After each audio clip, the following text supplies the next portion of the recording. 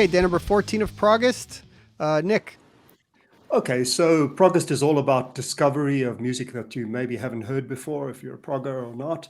And this stands out as an album that I really would recommend everybody go and listen to. It's the album Picture by the band Kino. It was their first album. They've released 2 only, but this was the 2005 debut.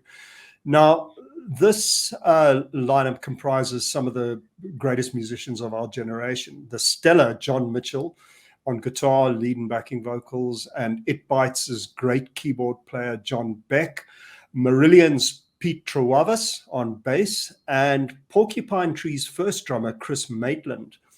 Now, I guess it was intended to be a kind of a super group, if you want to use that term to begin with.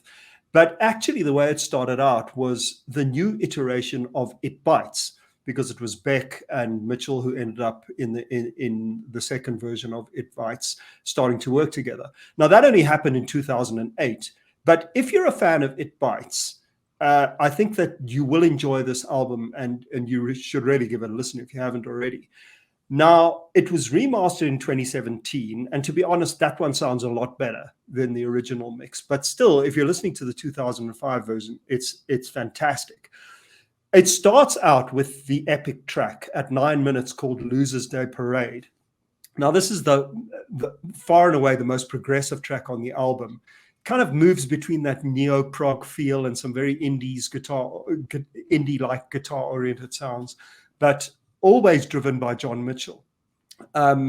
It's got a kind of a sort of cinematic movie drone kind of ending to it. Do see the track out. If you start listening to it and you think it's dipping at about minute 6, listen all the way. I promise you it resolves in the end. There's a lot of good pop on it, like the song Letting Go and Leave a Light On, which has a huge Chris Maitland drum part and a very big hook, very powerful. Not the best track to listen to is Swimming in Women. That's the only one written by John Beck, but for some reason it just doesn't gel. It just doesn't work here. People is a great song to listen to. Room for Two, a full-on rocker in 7/8 timing, very proggy when you actually break it down.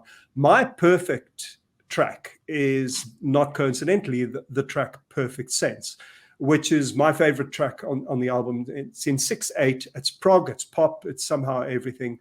And then finally, the great song Holding On, which is a 7-minute epic-ish gentle ballad that then becomes a full-on prog rocker centered around Mitchell's guitar. Now, I know this album is unknown, but I do encourage prog fans to go and listen to it.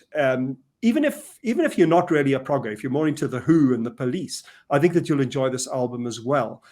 But although it's not a progressive masterpiece in the classical sense, it's one of the finest modern rock albums that have a progressive twist. I guess that's the right way to describe it. So it's a good album to play to someone who's just starting to get their head around weird timings, progressive rock arrangements, and what we call prog today. Give it a listen.